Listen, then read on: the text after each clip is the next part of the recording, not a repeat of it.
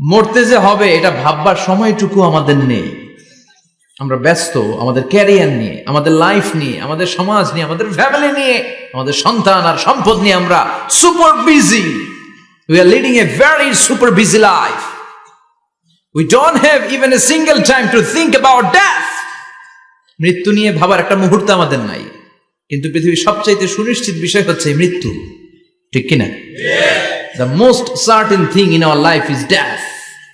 আমাদের জীবনের সবচাইতে সুনিশ্চিত বিষয় হচ্ছে মরণ, মরবই আমরা। And the most uncertain thing in our life is the time of death. আর আমাদের জীবনের সবচেয়ে অনিশ্চিত বিষয় হচ্ছে মৃত্যুর সময়। আমরা জানি না মরবো, যে এটা জানি, জানেন না? কিন্তু কখন মরবো এটা জানি। এই সূরাটা আপনারে এই জিনিসটা জানান দিতে এসেছে যে দুনিয়ার সম্পদ, লোভ, লালসা এগুলো নিয়ে পড়ে থেকো না।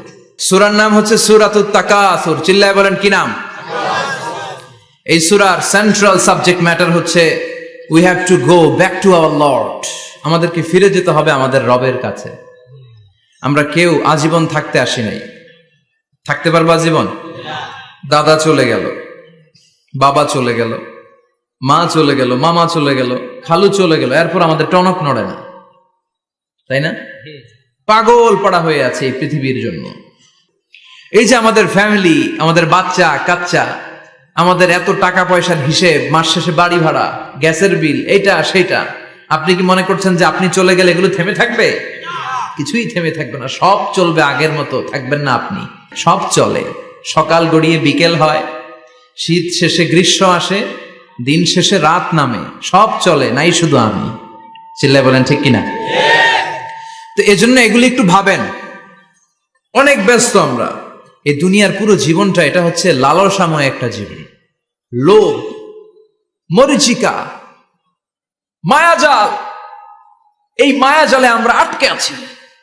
ফলে মৃত্যুর কথা আমরা ভুলে গিয়েছি। পাগলের মতো ছুটছি, আরো টাকা লাগবে, আরো খ্যাতি লাগবে, আরো যশ লাগবে, আরো দাপট লাগবে আমার। এত টাকা দিয়ে কি হবে? এত সম্পদ দিয়ে কি হবে? এত ব্যস্ততা দিয়ে কি হবে তোমার? স্টপ, থামুন, অনেক হয়েছে, আন্না, থামুন। Take a rest, take a breath and think about death. Think that you have to go back to your Lord. একটু বসেন না, একটু ভাবেন যে আমাকে চলে যেতে হবে, চলে যেতে হবে। এই কোলাহল, এই ব্যস্ততা, এগুলো থাকবে, থাকবো না আমি। সাইয়েদনা ওমর ফারুক বলেছেন, মুতু ক্বাবলা আন তামুতু, মরার আগে একবার মরো। হাসিবু ক্বাবলা আন তুহাসাবু আলাইকুম, তোমার হিসাব নেওয়ার আগে তুমি একবার নিজের হিসাবটা করো না। কাগজ বের করে একটু লিখো না কি কি ভালো কাজ করছিলা, যেগুলো দিয়ে নাজাতের ওসিলা হতে পারে। 1 2 3, আর কি কি আকাম কুকাম করছো দেখো না, লিখে দেখো তোমার অবস্থাটা কি। মরার আগে একবার মরো। মরার আগে খাটের মধ্যে শুয়ে শটান করে চোখ বন্ধ করে একবার মরার ভান করে দেখেন কেমন লাগে। চোখটা বন্ধ করেন আর ভাবেন আপনি নাই, কি কি হতে পারে ভাবেন। আপনার ছেলে মেয়েরা কান্না জুড়ে দিবে, আপনার প্রাণের স্ত্রী বিলাপ শুরু করে দিবে, বন্ধু বান্ধবের চিৎকার আর মাতম, স্থানীয় এলাকার মসজিদে ঘোষণা, অমুক এলাকার নিবাসী অমুক ভাই, অমুকের ছেলে অমুক দুনিয়ায় নাই। সব আত্মীয়রা চলে আসবে, ফেসবুকে স্ট্যাটাস দেয়া হবে, সবাই সবাইকে জানাবে বিকাল 4টায় অমুক হাই স্কুল ময়দানে আপনার জানাজা। ছুটে আসবে, সবাই ছুটে আসবে আপনাকে শেষ বিদায় দিতে, গুড বাই জানানোর জন্য, আল ওয়াদা, বিদায় জানাতে আসবে সবাই। 4 তাকবীর দিয়ে আপনার জানাজা হবে, অশ্রুসিক্ত জানাজায় আপনার বিদায় হবে। কাঠের খাটিয়ার মধ্যে করে কাঁধে তুলে আপনারে কবরে নেওয়া হবে। আগে থেকে খুঁড়ে রাখা কবরটার মধ্যে আপনারে বিছিয়ে দেয়া হবে। বাঁশের কচি দিয়ে তার উপরে মাটির চাপা দিয়ে সব চলে যাবে। ভাবেন না একবার চোখ বন্ধ করে, this is the circle of life, this is the nature of life. এটা সবার হবে, আমার হবে, আপনার হবে। এত মায়া, এত ভালোবাসা কই যাবে? কেউ থাকবে না, সবাই আপনার অন্ধকার কবরে রেখে দিয়ে চলে আসবে। উপরে বাঁশের কঞ্চি, তার উপরে মাটির চাপা, অন্ধকার আর অন্ধকার। এই অন্ধকার যেন শেষ হতে চায় না, শুধুই অন্ধকার, ঠিক কিনা? এজন্য আমাদের চলে যেতে হবে। দাদা গেল, চাচা গেল, মামা গেল, আমাদেরকেও যেতে হবে। জোরে কোন ঠিক কিনা? সব পরে থাকবে, চলে যেতে হবে আমাদেরকে। এজন্য আখিরাতের কথা যেন আমাদের স্মরণ হয়। বিশ্বনবী বলতেন, নাহাইতুকুম আন জিয়ারাতিল কবুর, আমি তোমাদেরকে কবর জিয়ারত করতে আগে নিষেধ করতাম, কিন্তু এখন নিষেধাজ্ঞা প্রত্যাহার করে নিলাম। এখন সব সময় তোমরা কবরের সামনে যাবা আর জিয়ারত করবা। কবরস্থানে যান তো? যান আপনারা? একটু যাবেন, একটু গেলে আখিরাতের কথাটা স্মরণ হবে। ওখানে ছোট শিশুরা শুয়ে আছে, কিশোর যুবকরা আছে, আপনার মতো তাগড়া যুবক, মুরব্বীরা আছে। এরা এই এলাকায় থাকতো, এরা আকাশ থেকে নেমে আসে না, এই এলাকার সন্তান আজ নাই। একটা সার্টেন পিরিয়ড শেষে আপনিও থাকবেন না। This is the nature of life, this is the circle of life. ছোট্ট শিশু হয়ে এসেছিলেন, শৈশব, কৈশোর, যৌবন, প্রৌঢ়ত্ব। আগে ছিলেন সিঙ্গেল, বিয়ে করে হয়ে গেলেন ডবল। এরপরে আল্লাহ আপনাকে একটা মেয়ে দিল, এরপরে মেয়েকে বিয়ে দিয়ে শ্বশুর হলেন, এরপরে ওই মেয়ের ঘরে সন্তান হতে নানা হলেন। আর কতদিন? অনেক দিন হলো তো, অনেক লম্বা সময় পেয়েছেন আপনি। Think about that. এবার যাওয়ার কথা ভাবেন, আখিরাতের সামানের কথা ভাবেন, ফিরে যেতে হবে। কি শক্তিশালী যুবক, বার্ধক্য চলে আসলে লাঠি ছাড়া চলতে পারে না। কুচকুচে কালো দাড়ি সাদা হয়ে যায়, দাড়ির শুভ্রতা, বয়সের ভার, রং ধরা যৌবন জং ধরে শেষ। ঠিক কিনা? This is the circle of life. যুবক ভাইয়েরা, এটাই জীবন, চলে যেতে হবে, কেউ থাকতে পারবে না। ঠিক কিনা? এটা রিমাইন্ডার আল্লাহ এই সূরার ভেতরে দিয়েছেন যে তোমাদেরকে ফিরে যেতে হবে। এই লোভ লালসা ছেড়ে দাও। রব্বুল আলামিন বলেন, আলহাকুমুত তাকাসুরু হাত্তা যুরতুমুল মাকাবির। ও গোলাম, দুনিয়ার সম্পদ, লোভ লালসা তোদেরকে পাগল বানিয়ে দিয়েছে। এই লোভ পাগলামি কোনোদিন তোদের থামবে না যতদিন না তোরা কবরে ঢুকবি। ঠিক কিনা? কার কথা? আল্লাহ বললেন, দুনিয়ার সম্পদ আর লোভ আর মোহে তোমরা গাফেল হয়ে গিয়েছো। আখিরাতের কথা বেমালুম তোমরা ভুলে গিয়েছো। কিন্তু আখিরাতে তোমাদের যেতেই হবে, কবরের বাড়িতে তোমাদের ঢুকতেই হবে। ঠিক কিনা? যেতেই হবে। আমরা ভুলে যাই। আলহাকুমুত তাকাসুর, অতিরিক্ত পাওয়ার লোভ, বেশি বেশি খাওয়ার লোভ, বেশি বেশি জমানোর লোভ মানুষকে গাফেল বানিয়ে দিয়েছে। এটা মানুষের স্বভাব। আরো চাই, আরো চাই, এই স্বভাবটা আছে না নাই? দেখবেন ছোট বাচ্চারা মসজিদের দোয়া অনুষ্ঠান শেষে জিলাপি দেয় না? আগে বাতাসা দিত না, এখন কি দেয়? জিলাপি দেয়, মিষ্টি দেয়। তো মসজিদের 2-3 গেট থেকে যদি দেয়, ছোট বাচ্চারা দেখবেন এদিক দিয়ে কয়েকটা নিয়ে আবার ওই গেটে লাইন ধরে। ওর হাত হলো ছোট হাত, ওর হাত ভর্তি জিলাপি, আর নেওয়ার জায়গা নেই, এরপর আরেক জায়গায় লাইন ধরছে। আরো লাগবে, আরো লাগবে, এই আরো আরো আরো চাই। এই স্বভাবটাই মানুষকে কুড়ে কুড়ে শেষ করে দিয়েছে। এত লাগবে কেন তোমার? চাহিদার কোনো শেষ নাই। Unlimited demand of human being. যার আছে বেশি তার চাই বেশি। যার সাইকেল আছে তার হুন্ডা চাই, হুন্ডা আছে তো প্রাইভেট কার চাই, প্রাইভেট কার আছে তো প্লেন চাই, প্লেন আছে তো হেলিকপ্টার চাই, হেলিকপ্টার আছে তো ওইটা চাই, ওইটা আছে তো সেটা চাই। ঠিক কিনা? এলাকার মেম্বার যে হয়েছে চেয়ারম্যান হতে চায়, আছে না নাই? চেয়ারম্যান সাহেব এমপি হতে চায়, আছে না নাই? এমপি সাহেব মন্ত্রী হতে চায়, আছে না নাই? তো মানুষের চাহিদার কোনো শেষ নাই। যার আছে বেশি তার চাই বেশি। এজন্য বিষ্ণু বলেছেন, উনজুরু ইলা মান হুয়া আসফালা মিন, তোমার চেয়ে যে খারাপ আছে ওর দিকে তাকাও। ওয়ালা তানজুর মান হুয়া আ'লা মিন, তোমার চেয়ে যে ভালো আছে ওর দিকে তাকায়ও না, তোমার চেয়ে যে খারাপ অবস্থানে আছে ওর দিকে তাকাও। অনেকে নিজের অবস্থান নিয়ে সুখী না, এরকম আছে না নাই? আল্লাহ আমার এটা দিল না রে, ওইটা দিল না রে, পাইলাম না রে, কিচ্ছু হয় না, কি করব জীবন, হতাশ।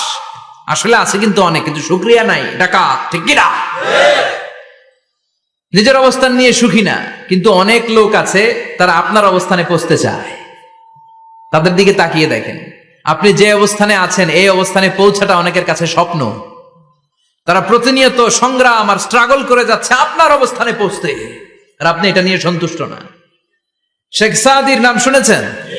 বালাগাল উলা কাশাফাদ দুজা, এই কবিতাটার রচয়িতা ইরানের বিখ্যাত এক কবি। উনি একবার আর্থিক সমস্যার মধ্যে দিয়ে সময় কাটাচ্ছেন, টাকা নাই, পয়সা নাই, পায়ে দেওয়ার মতো জুতা নাই। উনি খুব দুঃখ পেলেন, হায় রে, আমি ইরানের এত বড় কবি, আমার পায়ে দেওয়ার মতো জুতা নাই। দুঃখ ভরা মন নিয়ে রাস্তায় হাঁটতে বেরোলেন। হাঁটতে হাঁটতে হঠাৎ দেখলেন একটা লোক শুয়ে শুয়ে কাঁদছে, ওই লোকটার 2টা পাই নাই, পাই নাই। উনি সেজদায় পড়ে গেলেন, আল্লাহর কাছে ক্ষমা চাইলেন, আল্লাহ অনেক দিয়েছো, শুকর আলহামদুলিল্লাহ। এজন্য যেই পরিস্থিতিতেই থাকি না কেন আমরা কি পড়বো? জোরে বলেন, কি পড়বো? এজন্য আল কানাতু মিনাল ইসলাম, অল্পে তুষ্ট থাকার নাম হলো ইসলাম। সম্পদ লাগবে কিন্তু সম্পদের পাহাড় লাগবে না, ঠিক কি না? অল্প খান, অল্প পড়েন, অল্প জামান, অল্পের ভেতরে বরকত ঢুকাইয়া দিছে কে? দেখবেন যাদের সম্পদ অল্প তারা সুখী বেশি। জরিপে এটা দেখা গিয়েছে, অনেক সার্ভেতে এটা এসেছে, যারা সম্পদশালী এরা দুঃখী বেশি, এদের দুঃখ বেশি, টেনশন বেশি। খুব স্বাভাবিক, টাকা যার বেশি রোগ তার বেশি, টাকা যার বেশি টেনশন তার বেশি, টাকা যার বেশি ঘরে শান্তি তার কম। আছে না নাই? ঘরের ভেতরে অশান্তি, ছেলে কথা শোনে না, ছেলে টানে গাঞ্জা, মেয়ে করে পরকিয়া। আছে না নাই? স্ত্রী কথা শোনে না, ভালোবাসা নাই, ঘরটা জাহান্নামের টুকরা। রোগ বালাই, এক একটা হসপিটাল বিল পরিশোধ করতে মাসে 5 লাখ 10 লাখ। আছে না নাই? কিছু খেতে পারে না, ডাক্তার একেবারে ডায়েট মেনু বেঁধে দিয়েছে। ডায়েট, ভেরি ডায়েট মেনু, এটা এটা এটা এটা কিছুই খাবেন না, শুধু গরু খাবেন না, খাসি খাবেন না, চিংড়ি খাবেন না, খালি ঘাস খাবেন। ইচ্ছে মতো ঘাস খাবেন, মানে ঘাস জাতীয় যত আইটেম আছে সব খাবেন, শাক খাবেন, সবজি খাবেন, সালাদ খাবেন। গরু, চিংড়ি, মুরগি, গোশত, ইলিশ কিছু খেতে পারে না। তাহলে রোগ বেশি, খাওয়ার মজা নাই, ঘরে সাংসারিক শান্তি নাই, খালি ব্যারাম আর ব্যারাম, ঠিক কিনা? কিন্তু সম্পদের পাহাড় গড়েছে। আর অল্প যারা খায়, অল্প পড়ে, রিক্সাওয়ালা, কুলিওয়ালা, অল্প বেতনের চাকরি, কিন্তু হক হালালি মেনে চলে, দেখবেন শান্তি আছে অনেক। হ্যাঁ, বাসা ভাড়া দেয়, ফ্যামিলি চালায়, বাচ্চাদের স্কুল বিল, এরপরও মাস শেষে 1-2 হাজার টাকা হাতে থেকে যায়। আর ওর প্রতি মাসে 10 কোটি টাকা ইনকাম, তারপরও ব্যাংকের ঋণ আছে না নাই? সুখ কারে বলে? কিভাবে আপনি সুখকে ডিফাইন করবেন? সুখ তো টাকায় কিনা যায় না, শান্তি টাকা দিয়ে হয় না, শান্তি দেওয়ার মালিক কে? আল্লাহ। শান্তি আছে অল্প খেয়ে শুকর করার মধ্যে, শান্তি আছে আলহামদুলিল্লাহর মধ্যে। চিল্লায় বলেন ঠিক কিনা? এজন্য অল্প খাবো, অল্প পড়বো, অল্প জামাবো, অল্পের ভেতরে বরকত দিয়েছে কে? আল্লাহ। দেখেন ধনী ভাইরা খেতে পারে না, কিন্তু রিকশালার কি সমস্যা হয়? রিকশালারা সব খেতে পারে। কুলিওয়ালা, দিন মজুর, এরা একেবারে স্লিম সুঠাম দেহি, মেদহীন পেট, পেটে কোনো মেদ নাই, ভুড়ি নাই। আর কোটিপতিদের মেদ আছে না নাই? এত বড় বড় পেট, ঠিক কিনা? আমাদেরও পেট আছে, তবে হালাল পেট, এটা হারাম টাকা দিয়ে এই ভুড়ি বানাই নাই আমরা। ছিল্লে বলেন ঠিক কিনা? রিকশাওয়ালা, কুলিওয়ালা নিজেও নামাজ পড়ে, বউও নামাজ পড়ে, বাচ্চাটাও নামাজ পড়ে, রিকশা চালায় আর জিকির করে লা ইলাহা ইল্লাল্লাহ, লা ইলাহা ইল্লাল্লাহ মুহাম্মাদুর রাসূলুল্লাহ সাল্লাল্লাহু। সুখ আর শান্তি, তাদের ঘরে সুখ। ধনী কোটিপতি, ভিআইপি, সিআইপিস, এদের রাতে ঘুম নাই। 1 ঘন্টা ঘুমানোর জন্য 4টা ট্যাবলেট খাওয়া লাগে, এরকম আছে না নাই? কিন্তু ঘুমের জন্য যে ট্যাবলেট খাওয়া লাগে রিকশাওয়ালা এটা জানেই না। ওর যেখানে রাইত ওইখানেই, ওর মাথা বিছনায় লাগতে দেরি, ওর ঘুম আসতে দেরি হয়। ওর ঘুমে নাকের ডাকের আওয়াজে ট্রাকের ইঞ্জিনও ফেল। সুবহানাল্লাহ পড়েন। এজন্য অনেক বেশি সম্পদের পাহাড় করা লাগবে, এই চিন্তা যেন আমাদের মাথায় না আসে। চিল্লায় বলেন ঠিক কিনা? এজন্য রব্বুল আলামিন বলেন আলহাকুমুত তাকাসুরু হাত্তা যুরতুমুল মাকাবির। বেশি বেশি সম্পদ উপার্জনের আকাঙ্ক্ষা তোমাদেরকে আখিরাত থেকে গাফেল বানিয়েছে। এই গাফলতি কশিন কালেও তোমাদের কমবে না যতক্ষণ না তোমরা কবরে ঢুকবা। হাত্তা যুরতুমুল মাকাবির, মাকবারাতুনের প্লুরাল মাকাবির, যতক্ষণ না কবরে না ঢুকবা, কবরস্থান তোমার আবাসস্থল না হবে, ততক্ষণ পর্যন্ত এই চাই চাই মানসিকতা কমবে না।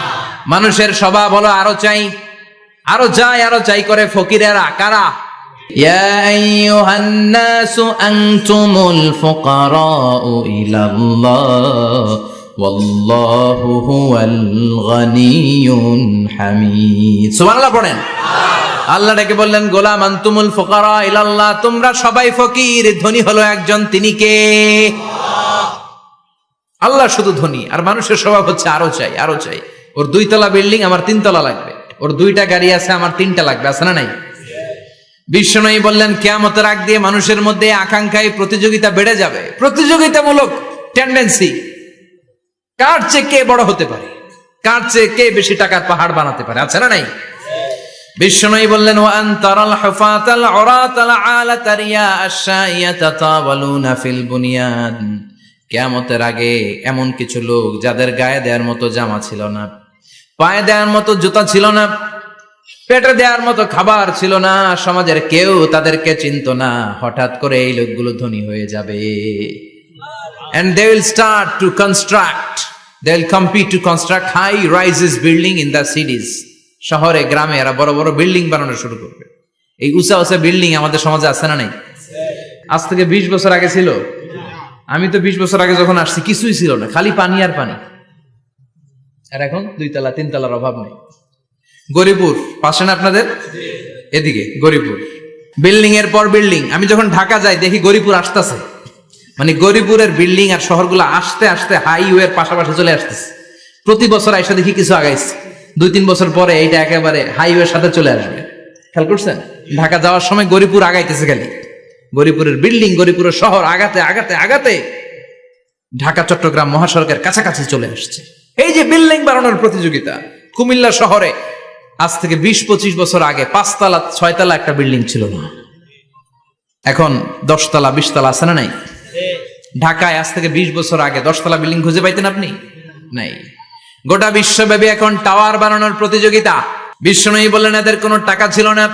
পৃথিবীর সবচেয়ে বড় টাওয়ার এখন আরব দেশে, এদের কোনো টাকা ছিল না।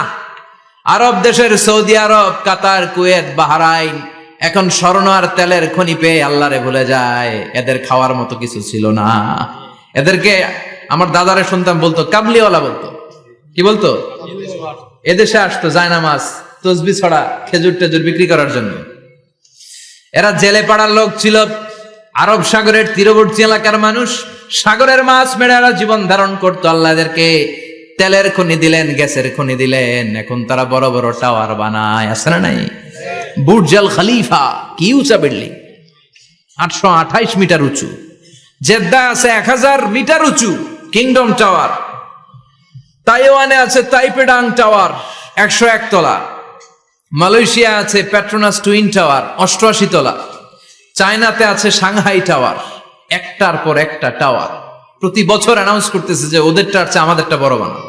কাতার কয় ওরা বানাইলে আমরা পারবো না কেন, আমরা বানাবো আরো বড়। আছে না নাই? শাগালাত কুমুত তাকাসুর, এই যে আরো লাগবে, আরো বড় হতে হবে, এই টেন্ডেন্সি মানুষকে আখিরাত থেকে একেবারে গাফেল বানিয়ে দিয়েছে। চিল্লায় বলেন ঠিক কিনা? টাকার পাহাড় বানাতে চায়, দরকার থাকলেও চায়, না দরকার থাকলেও চায়। বর্তমান পৃথিবীর সবচেয়ে ধনী লোকটার নাম জানেন? কি নাম? হ্যাঁ, বিল গেটস। ওর যে কত টাকা ও নিজেও জানে না। ওর পকেট থেকে যদি $100 একটা বান্ডিল পড়ে যায়, এটা তুলতে ওর যত সময় লাগবে, ও না তুলে যদি হেঁটে যে আইডিয়া নিয়ে হাঁটতেছিল ওইটা নিয়ে হাঁটে, ওদিকে আরো বেশি ইনকাম হয়ে যাবে। এত টাকা তার, এটা তোলার সময় তো তার নাই। ওয়ারেন বাফেট নাম শুনছেন? হাজার হাজার কোটি ডলারের মালিক। Prince Walid bin Talal, Saudi ধনকুবের নাম শুনেছেন? ওর একটা বিমান আছে, প্রাইভেট জেট প্লেন। এই বিমানটার 70% মেড অফ গোল্ড। বিমানের 70% স্বর্ণ দিয়ে বানানো।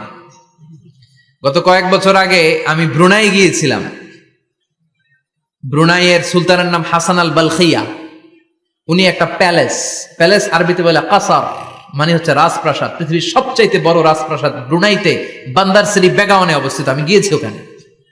প্রায় 1800 থেকে 2000 কক্ষ আছে ওই প্যালেসে, রাজপ্রাসাদে। ওই রাজপ্রাসাদের টয়লেটের কমোড গুলো মেড অফ গোল্ড, স্বর্ণ দিয়ে বানানো। নাউজুবিল্লাহ পড়বেন না? এই হাসান আল বালকিয়া নিজে বিমান চালায়। ওর সংগ্রহে 500টা রোলস রয়েস লাক্সারিয়াস কার আছে। 500 রোলস রয়েস। গুগল ইউটিউব যারা করেন সার্চ দিলে দেখবেন ওর কি পরিমাণে গাড়ি। রোলস রয়েস গাড়ি হচ্ছে one of the luxurious car in the world.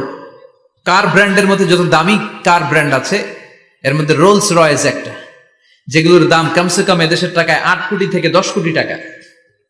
আচ্ছা বলেন, এই গাড়িগুলো যারা হাই প্রোফাইলের ভিআইপিস, তারা ফ্যামিলির সবাইকেও যদি একটা করে গাড়ি দেয়, একজনের কয়টা গাড়ি দরকার? 5টা, 10টা, 20টা। ধরলাম যে 20টা গাড়ি লাগবে ওনার। 500 গাড়ি দিয়ে উনি কি করবে? তার সংগ্রহে 500টা রোলস রয়েস।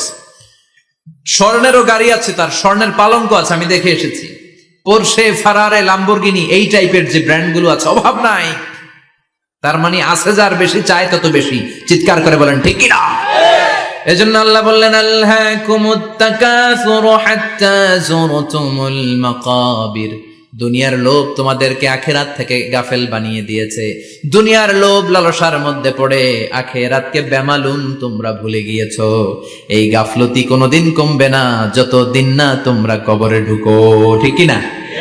সম্পদ উপার্জনে ইসলাম বাধা দেয় না, কিন্তু সম্পদ হৃদয়ে স্থান দেয়া যাবে না। সম্পদ উপার্জন করতে হবে, খরচ করে ফেলতে হবে। বেশি সম্পদশালী হতে হলে আল্লাহর সন্তুষ্টির জন্য যাকাত দিতে হবে। কে দিতে হবে? দে জাকাত তোরা দে রে জাকাত, তোর দিল খুলবে পরে আগে খোলো খাত। দে জাকাত তোরা দে রে জাকাত, ঠিক কিনা? দিল পরে খুলবে, আগে হাত খোলেন। হাত খুললে দেখবেন দিলটারে খুলে দিয়েছে কে? সাইয়েদনা মুসা আলাইহিস সালামের জামানায় ওনার চাচাতো ভাই ছিল মিশরের সবচাইতে বড় ধনী, যাকাত দেয় নাই। তার কি করুণ পরিণতি হয়েছে কোরআনে আছে না নাই? এত সম্পদ ছিল, তার সম্পদগুলো সে সিন্ধুকে আটকে রাখতো। আর এই সিন্ধুকের চাবিগুলো আলগানোর জন্য, কাঁধে নেওয়ার জন্য 10 জন লোক লাগতো। সিন্ধুক কাঁধে নেওয়ার জন্য, সিন্ধুকের চাবির গোছা কাঁধে নেওয়ার জন্য কয়জন? তাহলে কি পরিমাণ সম্পদ ছিল? সাইয়েদনা মুসা বললেন, সম্পদের মালিক তুই হস নাই, আল্লাহ বানাইছে। কারণ বলে ইন্নামা উতিতুহু আলা ইলমিন ইনদি, আল্লাহ আমারে সম্পদ দেয় নাই, আমি আমার মেধা খাটিয়ে সম্পদ বানিয়েছি। যাকাত আমি দেব না। মুসা বললেন তাহলে আযাবে পড়বি, কারণ কয় পারলে আযাবান। আল্লাহ বললেন ফাখাসাফনা বিহি ওয়া বিদারহিল আরদ, ও মুসা নিরাপদ দূরত্বে চলে যাও, এখনই ভয়ঙ্কর ভূমিকম্প হবে, আযাব দেব। কারণ সহ কারণের সব সম্পদ আমি জমিনের ভেতরে ঢুকায়া দেব। আমি নিজে কারণের বাড়ি দেখে এসেছি। মিশরের রাজধানী কায়রো থেকে প্রায় 150 কিলো দূর একটা জেলা আছে, ফায়ুম জেলা। ওইখানে কারুনকে আল্লাহ তার সব সম্পত্তি সহ মাটিতে দাবিয়ে দিয়েছেন। দাবাতে দাবাতে হাঁটু পর্যন্ত যখন কারুন জামিনে দেবে যায়, ভাবছে উঠে যাবে। কোমর পর্যন্ত যখন মাটির মধ্যে দেবে যায়, ভাবছে উঠতে পারবে। গলা পর্যন্ত যখন দেবে যায়, হাত তুইলা কয় আমি ঈমান আনলাম।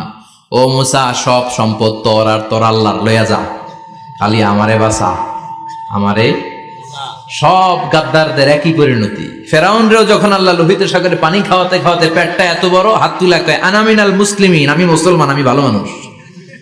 আল্লাহর কোরআন সাক্ষী, সে বলেছে আনা মিনাল বনি ইসরাইলরা যে আল্লাহরে মানে আমিও তারে মানি, আমিও আল্লাহর দলের একনিষ্ঠ কর্মী।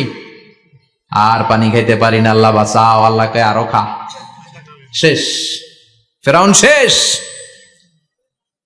নমরুদ শেষ, কারুন শেষ। পুরো সম্পদ সহ আল্লাহ কারুনকে জামিনের ভেতরে দাবিয়ে দিলেন। এজন্য সম্পদ যাদের বেশি, যাকাত দেওয়ার দরকার আছে না নাই? দারিদ্রতা বিমোচনের জন্য যাকাত দিবেন। যাকাতের শাড়ি লুঙ্গি এইভাবে না, অনেকে কিন্তু দেয় জাকাতের শাড়ি, জাকাতের লুঙ্গি, জাকাতের গামছা, এরকম ডাকাইত আছে না নাই? বাংলাদেশে এমনও হয়েছে জাকাতের শাড়ি দিবে বলে সে পত্রিকায় নিউজ করেছে, আর ওই শাড়ি আনার জন্য শাড়ি দিবে 5,000, মানুষ এসেছে 5 লক্ষ। পদপৃষ্ট হয়ে 11 জন নারী এক জায়গায় মারা গিয়েছে। কিয়ামতের দিন আল্লাহ বিচারের কাঠগড়ায় এই বিজনেস ম্যাগনেটকে দাঁড়িয়ে সেদিন জিজ্ঞাসা করবে যে কেন তুই এদেরকে কষ্ট দিয়েছিলি? চিল্লা এখন ঠিক কিনা? এদের মৃত্যুর দায়ভার এই শিল্পপতি এড়াতে পারবে না। যাকাতের শাড়ি, যাকাতের লুঙ্গি বিতরণের জন্য আল্লাহ তোমারে ধনী বানায় নাই। ধনীদের দায়িত্ব হলো গরিবের হাতে সম্পদ পৌঁছে দেয়া। ওয়া ফি আমওয়ালিহিম হাক্কুন লিসাইলি ওয়াল মাহরুম। গরিব আমার কাছ থেকে সম্পদ আর যাকাত নিয়ে সে আমার প্রতি করুণা করেছে, আমি যাকাত দেই বলে আমি কোনো দয়া দেখাই নাই। কথা বুঝতে পেরেছেন? আইডিয়াটা ক্লিয়ার করে নেন। যাকাত দেয়া আমার জন্য কি? কথা বলেন, ফরজ। আর যে যাকাত নেয় তার জন্য যাকাত খাওয়া কি ফরজ? আমি গরিব মানুষ, আমি যাকাত খাবো না, না খাইয়া থাকুম, রোজা রাখুন। কথা কন, আমার যে যাকাত নেওয়া লাগবে এমন কোনো কথা নেই, কিন্তু আমি যে ধনী আমার দিতেই হবে, এটা ফরজ। তার মানে আমি দিয়ে আমি দয়া করি নাই, ও নিয়ে আমারে বাঁচাইয়া দয়া করে গেছে। চিৎকার করে বলো ঠিক কিনা? ইসলাম বলে রাস্তার এক পাশে 5 তলা আর এক পাশে গাছতলা, এটার নাম ইসলাম না। খেটে খাওয়া মানুষ, সুবিধা বঞ্চিত মানুষদের দ্বারে যে তুমি যাকাতের টাকা পৌঁছে দাও। যাকাতকে ফরজ করা হয়েছে দারিদ্রতা বিমোচনের জন্য। আপনি শাড়ি লুঙ্গি দিলে কি হবে? ওরে শাড়ি দিচ্ছেন দুপুরে, রাত্রেবেলা ও আরেক জায়গায় লাইন ধরে আছে, বিরিয়ানির প্যাকেট দিতেছে ওইখানে। কথা কোন, সারাটা বছর ও যাকাতের টাকা নেবে, ওর কিচ্ছু হবে না। বরং এমন কিছু তাকে করে দিতে হবে যেটা দিয়ে সে ফ্যামিলি লিড করতে পারে। একটা সিএনজি কিনে দেন। ওই ফ্যামিলিতে কোনো যুবক থাকলে সিএনজি চালায়া, অটো চালায়া ফ্যামিলিটারে চালাবে। একটা টঙের দোকান করে দেন, চায়ের দোকান, চা বিক্রি করে ফ্যামিলিটারে চালাবে। অস্ট্রেলিয়ান একটা গাই কিনে দেন, গরুর দুধ বিক্রি করে তার ফ্যামিলি চলবে। কিংবা মাছের একটা খামার করে দেন, মুরগির খামার করে দেন, ঠিক কিনা? ওমরে ফারুক বলতেন, এমন ভাবে জাকাত দাও যাতে করে যাকে জাকাত দিয়েছে জীবনে কোনোদিন সেজন্য আর কারো কাছে যে হাত পেতে জাকাতের জন্য দাঁড়িয়ে না থাকে। এই বিধানটা কার? এজন্য আল্লাহ বললেন, আলহাকুমুত তাকাসুরু হাত্তা যুরতুমুল মাকাবির। দুনিয়ার লোভ লালসা তোমাদের কমবে না যতদিন না তোমরা কবরে ঢুকো। কার কথা? চিল্লায় বলেন কার? এজন্য দুনিয়ার প্রতি যে আমাদের লোভ, এটা কি বাড়াইতে হবে না কমাইতে হবে? এই দুনিয়ার জীবন এটা ক্ষণিকের। আমাল হায়াতুদ দুনিয়া ইল্লা মাতাউল গুরুর। এটা ভোগের সামগ্রী, আজ আছে কাল না, এটা হাতের ময়লা। দুনিয়ার এই জীবনের দৃষ্টান্ত হচ্ছে 4টা স্বর্ণের টুকরা আর 3টা লাশের মতো। স্বর্ণের টুকরা 4টা, চিৎকার করে বলেন তো কয়টা? লাশ 3টা, জোরে বলেন কয়টা? অনেক অনেক আগের যুগের 3জন যুবক জীবিকার তাগিদে তারা বের হয়েছে কর্মসংস্থান করে খাবে। পথিমধ্যে তারা গুপ্তধন পেয়েছে, স্বর্ণের বার পেয়েছে, তো বড় বড় 4টা পেয়ে তারা মহা খুশি। আমাদের আর কাজ করা লাগবে না, এগুলো বেচে আজীবন খাবো, সুখে থাকবো। তো 3জন মিলে বললো 4টা স্বর্ণের টুকরা 3জনের মধ্যে ভাগ করে দেওয়ার আগে একজন এক কাজ কর, বাজার থেকে কিছু রুটি নিয়ে আয়, খুব ক্ষুধা লেগেছে, খেয়ে নেই। একজন রে রুটি আনতে পাঠিয়ে 2জন মিলে ভাবে, ওইটারে যদি মেরে ফেলতে পারি তাহলে তো তোর আর আমার মধ্যে কোনো ঝামেলা নাই। স্বর্ণের টুকরা কয়টা? তুই নিবি 2টা, আমি নেব 2টা। আর যেটারে রুটি আনতে পাঠাইছে ওইটা মনে মনে ভাবতেছে রুটির মধ্যে বিষ মিশাই নিয়ে যাব। কি মিশাবো? বিষ খাইয়া ওইটা শেষ, সবগুলো আমার। বিষ মিশায় নিয়ে আসছে, আর আগের পরিকল্পনা অনুযায়ী এই 2জন মিলে তাকে নৃশংসভাবে হত্যা করেছে। হত্যার পরে কয়, প্রচন্ড ক্ষুধা লাগছে, লো আগে খাইয়া লই। 2জন মিলে বাজার থেকে আনা বিষ মাখানো রুটি খেয়ে ওই 2টাও শেষ। স্বর্ণের জায়গায় স্বর্ণ পড়ে আছে, স্বর্ণগুলো নেয়ার মতো মানুষ আর নাই, ঠিক কিনা? এজন্য মানুষের এই চাহিদা কমবে না। বিষ্ণু বলেন, লাউ আন্না লিকুল্লি ইবনে আদম ওয়াদিয়ান মিন যাহাব আহাব্বা আই ইয়াকুনা ইলাইহি ওয়াদিয়ান। আল্লাহ প্রত্যেককে, আমাদের প্রত্যেককে যদি একটা করে স্বর্ণের পাহাড়ের মালিক বানিয়ে দেয়। কয়টা করে পাহাড় দেখছেন কোনদিন? কই দেখছেন? চিটাং গেছিলেন? এই চট্টগ্রামে গেলে দেখা যায় কি পাহাড়। এই একটা পাহাড় স্বর্ণের, এক একটা স্বর্ণের পাহাড়ের মালিক যদি আমাদের এক একজনকে বানায় দেওয়া হয়, এরপর আমরা চাবো আরেকটা স্বর্ণের পাহাড়ের মালিক কেমন করে হওয়া যায়। আচ্ছা বলেন তো, একটা স্বর্ণের পাহাড় আমার 14 পুরুষ বিক্রি করে খাইলেও শেষ করতে পারবো এটা?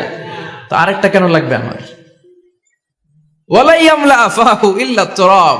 বিষ্ণু বলেন, কবরের মাটি যতক্ষণ না তোর মুখে না ঢুকবে, তোর এই চাওয়া চাওয়া খাই খাই সব বন্ধ হবে না। এজন্য আল্লাহ বললেন, আলহাকুমুত তাকাসুরু হাত্তা যুরতুমুল মাকাবির। দুনিয়া তোমাদেরকে গাফেল বানিয়ে দিয়েছে, গাফলতি কমবে না যতদিন না কবরে ঢুকো।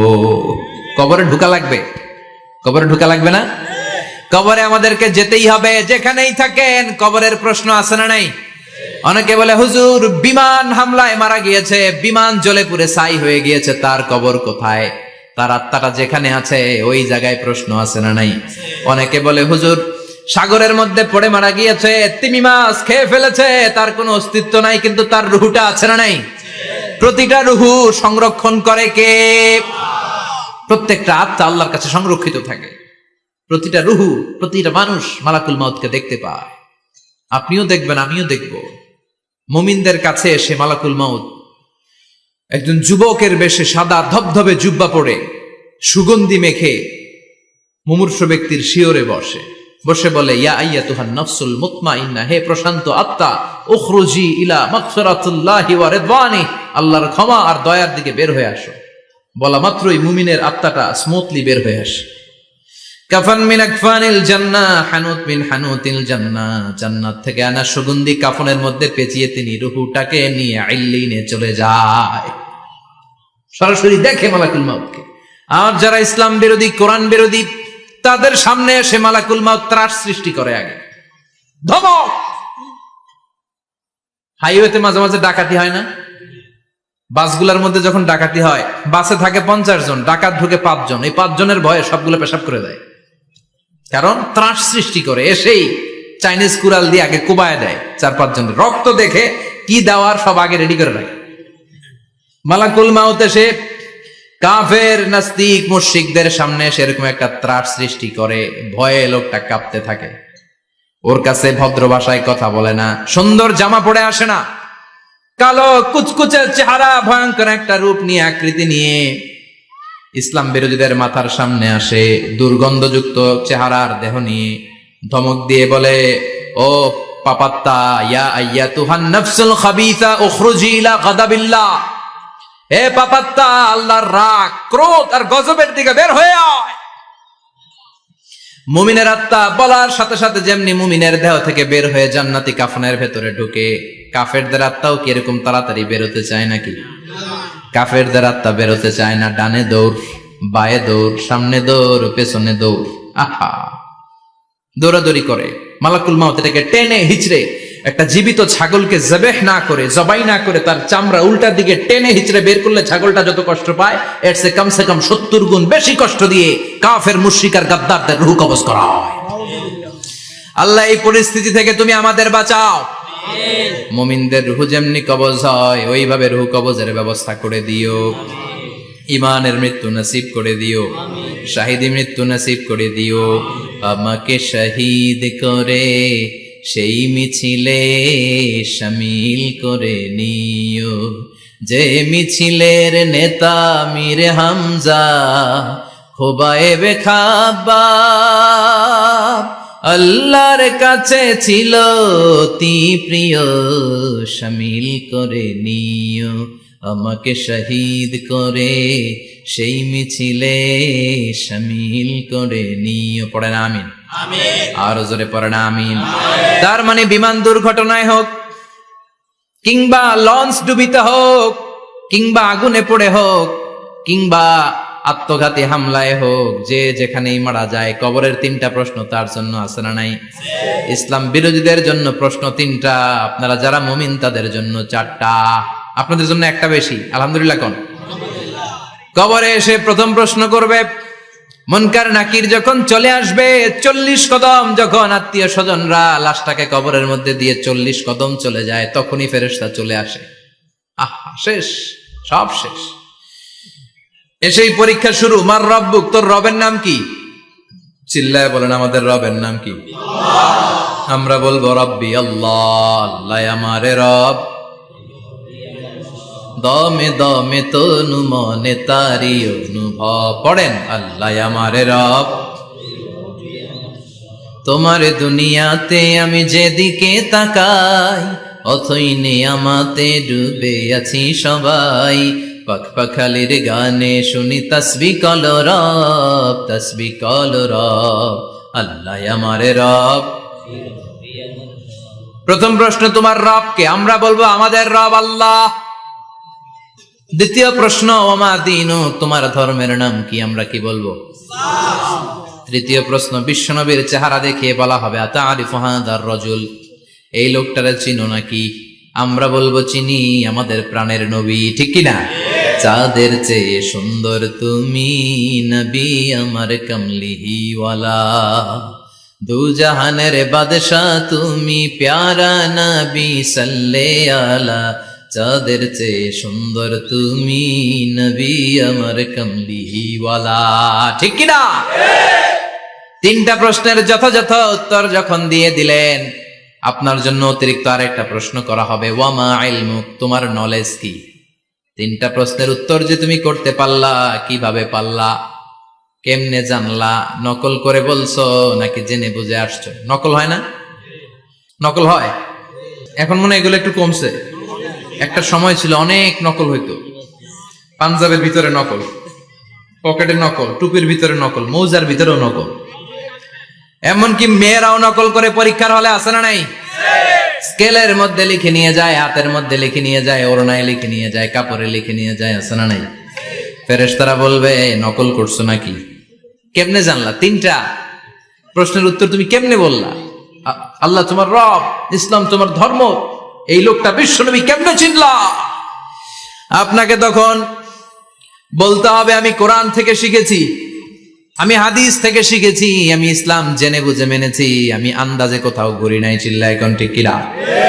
আপনাকে বলতে হবে, এজন্য শিখতে হবে, প্রতিনিয়ত ইসলাম সম্পর্কে জানতে হবে, আখের গোছাতে হবে, জীবনটাকে আলোকিত করতে হবে। চিল্লায় বলেন ঠিক কিনা? চারটা প্রশ্নই যখন হয়ে গেল, ফেরেশতারা বলবে আহলান ওয়া সাহলান ওয়া মারহাবান বিক, খোশামদেদ, কংগ্রেচুলেশন, খোশামদেদ, কংগ্রেচুলেশন, সব প্রশ্নের উত্তর তুমি পেরেছো। ফায়ুফসাহু লাহু কবরুহু ৭০ যিরান, আপনার কবরটারে ৭০ হাত লম্বা করে দেয়া হবে। ওয়া ইফতাহু লাহু বাবুন ইলাল জান্নাহ, আপনার কবর থেকে জান্নাতের দিকে দরজা খুলে দেয়া হবে। ওয়া ইউলবাসু মিন লিবাসি আহলিল জান্নাহ, জান্নাতের দুইটা রেশমি কাপড়ের পোশাক এনে আপনারে পরিয়ে দেয়া হবে।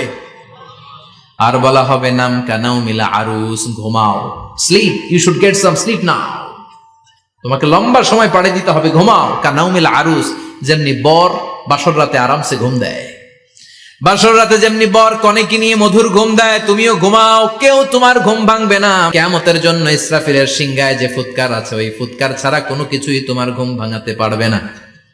আলহামদুলিল্লাহ পড়েন। আল্লাহ আমরাও যেন চারটা প্রশ্নের উত্তর দিয়ে লম্বা একটা ঘুম দিতে পারি, পড়ে না আমিন। ওয়া আম্মাল কাফির ওয়া আহলুশ শিমাল, আর ইসলাম বিরোধী যারা, তাদের সামনে আসবে মালাকান আসওয়াদান আজরাকান, কৃষ্ণ বর্ণের দেহ, নীলাভ বর্ণের দুটো চোখ, গায়ের রং কালো, চোখের রং নীল। দেখতে কেমন লাগে? আলিফ লাইলার ভূতের মতো। তখন গায়ের রং কালো, চোখের রং নীল। ফেরেশতা দুইটা আসবে, এসে ত্রাস সৃষ্টি করবে, এসে বলবে বল তোর রবের নাম কি? মার রব্বুক। মুশরিক, কাফের, নাস্তিক এরা বলবে আমি জানি না আমার রবকে, আমি জানি না, আমি তো আজীবন শুধু চেয়ার করেছি, মদ খেয়েছি, আমি ধর্ষণে সেঞ্চুরি করেছি দুনিয়ার বুকে, আমি টেন্ডারবাজি করেছি, চাঁদাবাজি করেছি, আমি মাস্তানি করেছি, আমার দাপটে এলাকার ইসলাম প্রিয়রা বাসায় ঘুমাতে পারে না। আমি ছিলাম টেন্ডারবাজ, আমি ছিলাম গডফাদার, সন্ত্রাসীদের লিডার, আমি ছিলাম ডন, আমি ছিলাম ডনের ডন, আমি ছিলাম মাস্তান, রংবাজ, রব টপ কি আমি তো জানি না। লাদ্রি লাদ্রি, আমার জিজ্ঞেস করো না।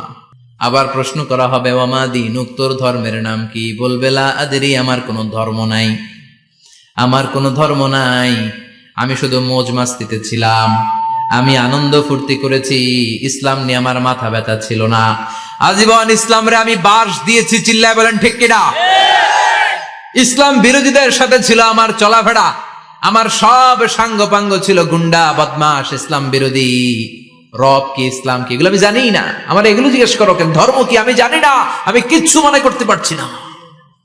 ৩ নম্বর প্রশ্ন করা হবে আচ্ছা আরিফু হাদার রাজুল, দেখো তো এই লোকটারে চিনো কিনা? কয় না, চিনি না, তবে মনে হয় এই লোকটারে দুনিয়ার বুকে আমি গালি দিতাম, এই লোকটার বিরোধিতা করতাম, ব্লগের মধ্যে এই লোকটার ব্যাপারে কুৎসা রটনা করতাম, এই লোকটার কার্টুন বানিয়ে আমি হিংসা ছড়িয়ে দিতাম, এই লোকটার ব্যাপারে আমি এলাকার মধ্যে অপপ্রচার চালাতাম।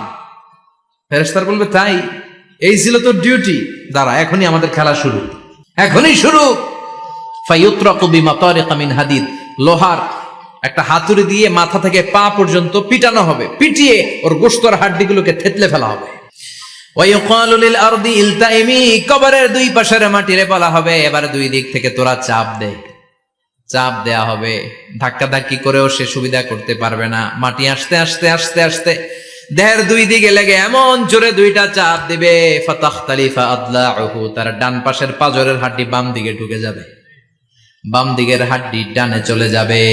বিষ্ণুই বললেন এই হাতুড়ি দিয়ে পিটানোর শাস্তি, কবরের চাপ দেওয়ার শাস্তি চলতেই থাকবে হাত্তাল কিয়ামা, কিয়ামত পর্যন্ত। আল্লাহ কবরের শাস্তি থেকে আমাদের বাঁচাও, আমরা এই আযাব পেতে চাই না, আমরা যেন ঠিকভাবে কবরের 4টা প্রশ্নের উত্তর করে দিয়ে লম্বা ঘুম দিতে পারি। আল্লাহ তুমি তৌফিক দাও।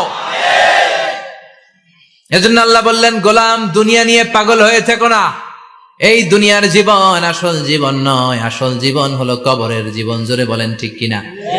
এই জন্য মাঝে মাঝে কবরে যাবেন, কবরস্থানে দাঁড়িয়ে চিন্তা করবেন এই জায়গায় আমারও আসতে হবে, দিন যাবে, রাত আসবে, বৃষ্টি হবে, শীত আসবে, কেউ আমার দেখতে আসবে না, একা থাকতে হবে, একা, বড় একা, অন্ধকার, বড়ই অন্ধকার। ওই কবরের জীবনের সামান গোছানোর দরকার আছে না নাই? ওই কবরে সুখে শান্তিতে থাকতে চাইলে নামাজ পড়ার দরকার আছে না নাই? কোরআন পড়ার দরকার আছে না নাই? ছেলে মেয়েগুলোরে মানুষের মতো মানুষ করার দরকার আছে না নাই? আমরা যেন ইসলামের পক্ষে থাকি, আমরা ইসলামের কোন বিপক্ষে শক্তির সাথে যেন হাত না মিলাই। সব সময় যেন আমরা কোরআনের পক্ষে থাকি, ইসলামের পক্ষে থাকি। 5 ওয়াক্ত সালাত গুলো যেন জামাতের সাথে আদায় করি, আব্বা আম্মার যেন খেদমত করি, আর বিনয়ী মানুষ যেন হতে পারি। ঠিক কিনা? আল্লাহ আমাদের সবাইকে কথাগুলো বুঝে আরো আমল করার তৌফিক দান করো। আরো জোরে পড়েন আমিন।